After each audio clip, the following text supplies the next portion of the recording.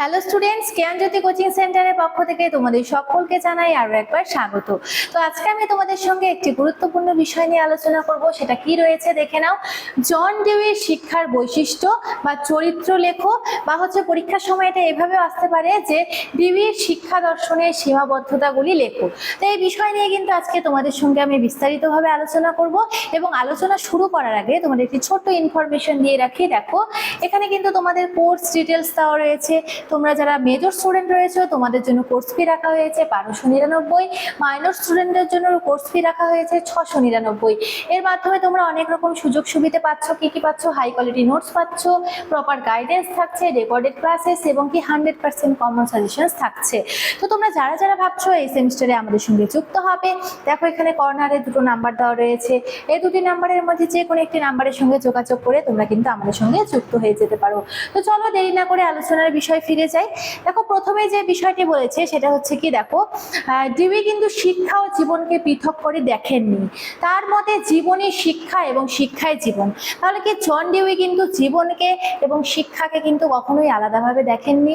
তিনি মনে করতেন জীবন এবং শিক্ষা কিন্তু একই ব্যাপার, একটি মুদ্রারই এপিঠ এবং ওপিঠ। ঠিক আছে, তো এই বিষয়ে কিন্তু ব্যাখ্যা রয়েছে কিছু। দেখো, প্রথমে যেটা রয়েছে সেটা হচ্ছে নতুন রূপ উদ্ঘাটন, অর্থাৎ ডিউই কিন্তু সমাজে প্রচলিত বদ্ধমূলক ধারণাকে দূর করে শিক্ষার এক আধুনিক ও প্রগতিশীল রূপ উদ্ঘাটন করেন। ঠিক আছে, তারপরে কি করেছে? প্রয়োগবাদী দৃষ্টিভঙ্গি। তার মধ্যে শিক্ষা নিছক তাত্ত্বিক জ্ঞান অর্জনের মাধ্যম নয়, বরং বাস্তব সমস্যার সমাধান ও অভিজ্ঞতার একটি বিকাশ। তারপরে কি রয়েছে? জীবন কেন্দ্রিক শিক্ষা। শিক্ষাকে তিনি মানব জীবনের অবিচ্ছেদ্য অংশ হিসেবে চিহ্নিত করেছেন। তিনি বলেছেন শিক্ষা হচ্ছে একটি আমাদের জীবনের একটি, অর্থাৎ মানব জীবনের একটি অবিচ্ছেদ্য অংশ।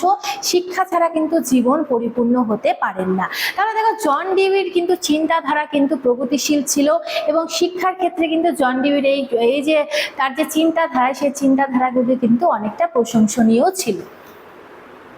দেখো, জন ডিউইর শিক্ষার প্রধান কি কি বৈশিষ্ট্য রয়েছে, সেই বৈশিষ্ট্যগুলি নিয়ে এখন আলোচনা করব। দেখো, প্রথমে যেটা রয়েছে সেটা হচ্ছে কি শিক্ষাই জীবন এবং জীবনই শিক্ষা, যেটা আমি প্রথমেই তোমাদের সঙ্গে আলোচনা করলাম। তিনি মনে করতেন যে আমাদের জীবনই শিক্ষা এবং শিক্ষাই হচ্ছে জীবন। ঠিক আছে, শিক্ষা ভবিষ্যৎ জীবনের প্রস্তুতি নয়, জীবনই হচ্ছে শিক্ষা। অর্থাৎ কি তিনি বলেছেন, এই যে জীবন, আমরা যে জীবন জীবন বলছি, এই জীবনে কিন্তু মূল শিক্ষা। আমাদের শিক্ষা ছাড়া যেন জীবনকে ভাবা যায় না, তেমন জীবন ছাড়া শিক্ষা কিন্তু অর্থহীন। শিক্ষা মানুষের বর্তমান জীবনে বাস্তব সমস্যার সমাধানের কাজে লাগে, এবং কি শিক্ষার্থী নিজের জীবনের অভিজ্ঞতা থেকে কিন্তু শিক্ষা লাভ করতে শেখে। তাহলে দেখো, জন ডিউইর যে শিক্ষা রয়েছে, শিক্ষা ব্যবস্থায় কিন্তু শিক্ষার মূল বৈশিষ্ট্য হচ্ছে শিক্ষাই জীবন এবং জীবনই শিক্ষা। দ্বিতীয় কি রয়েছে? শিক্ষা হলো বিকাশের প্রক্রিয়া, অর্থাৎ তিনি শিক্ষাকে কিন্তু বিকাশের একটি প্রক্রিয়া বলেছেন। ডিউই বিশ্বাস করেন জীবনের ধর্মই হলো বিকাশ, যার কোনো শেষ নেই। শিক্ষার কাজে বিকাশ প্রক্রিয়াকে ত্বরান্বিত করা, এবং শিক্ষকের কাজ উপযুক্ত পরিবেশকে একটি সৃষ্টি করা, বা এখানে কি বলা হয়েছে? উপযুক্ত পরিবেশ সৃষ্টি করা। জন্ম মুহূর্ত থেকে সারা জীবন ধরে শিক্ষার্থী এই নিরবচ্ছিন্ন বিকাশের মধ্য দিয়ে কিন্তু যায়। ঠিক আছে, জীবনে কিন্তু আমাদের কি মূল হচ্ছে শিক্ষা। তারপরে কি রয়েছে শিক্ষার বৈশিষ্ট্যের মধ্যে 3 নম্বরে? শিক্ষা হলো অভিজ্ঞতার পুনর্গঠন। শিশু সমাজ পরিবেশের সঙ্গে প্রতিনিয়ত কিন্তু ক্রিয়া প্রতিক্রিয়ার মাধ্যমে যে অভিজ্ঞতা অর্জন করে তাই হচ্ছে কি শিক্ষা। প্রতিদিন নতুন অভিজ্ঞতার আলোকে ব্যক্তি তার পূর্ব জীবনের অভিজ্ঞতার পরিমার্জন ও পুনর্গঠন করে কি করে? জ্ঞান অর্জন করে। তাহলে দেখো, জন ডিউইর যে শিক্ষার বৈশিষ্ট্যগুলি রয়েছে সেগুলি কিন্তু খুব সুন্দরভাবে ব্যাখ্যা করেছেন। তিনি মনে করেন যে জীবন এবং শিক্ষা কিন্তু একই ব্যাপার। ঠিক আছে, এবং জীবন থাকলে কিন্তু তাকে শিক্ষা গ্রহণ করতেই হবে। শিক্ষা গ্রহণ করলে কিন্তু তাকে জীবনের লক্ষ্যে সে কিন্তু উন্নতি করতে পারবে। তারপরে কি রয়েছে? 4 নম্বর, সামাজিক দক্ষতা অর্জনের প্রক্রিয়া। শিক্ষা একটি সামাজিক প্রক্রিয়া বলা হয়েছে, অর্থাৎ শিক্ষাকে কিন্তু একটি সামাজিক প্রক্রিয়াই বলা হয়। অর্থাৎ সমাজের কল্যাণে যেহেতু শিক্ষা কার্য পরিচালনা করা হয়, সেক্ষেত্রে কিন্তু শিক্ষাকে কি বলা হয়? সামাজিক প্রক্রিয়া। শিক্ষার কাজ হলো শিক্ষার্থীর মধ্যে সামাজিক গুণাবলীর বিকাশ ঘটানো, যাতে সে সমাজের সঙ্গে সঙ্গতি বিধান করতে পারে এবং সামাজিক জীবনের দায়িত্ব ও আচরণ সঠিকভাবে পালন করে সুনাগরিক হয়ে উঠতে পারে। তাহলে দেখো, জন ডিউই কিন্তু বিভিন্ন বিষয় কিন্তু বৈশিষ্ট্য নিয়ে কিন্তু আলোচনা করেছে। সেই সমস্ত বিষয় নিয়ে কিন্তু তোমাদের সঙ্গে আলোচনা করলাম। এরপরে যে বিষয়টি রয়েছে সেটা হচ্ছে সর্বজনীন সত্যের অভাব। কি বলা হয়েছে, ডিউইর মতে কোনো শাশ্বত পরিবর্তনহীন সত্য বা মূল্যবোধ নেই, ফলে তার দর্শনকে সর্বজনীন বা শাশ্বত বলা যায় না, অথচ সমাজের একাধিক শাশ্বত মূল্যবোধ কিন্তু এখানে বিদ্যমান রয়েছে। তারপরে কি সুনির্দিষ্ট লক্ষ্যে অনুপস্থিতি, ডিউই শিক্ষার কোনো সুনির্দিষ্ট বিশদ লক্ষ্য যে রয়েছে সেই লক্ষ্য নির্দেশ করেননি, অর্থাৎ সে কিন্তু শিক্ষার কোনো নির্দিষ্ট একটি লক্ষ্য কিন্তু চিহ্নিত করেননি। তার মতে শিক্ষার নির্দিষ্ট লক্ষ্য না থাকায় শিক্ষা প্রক্রিয়া অনেক সময় উদ্দেশ্যহীনভাবেই কিন্তু পরিচালিত হতে পারে।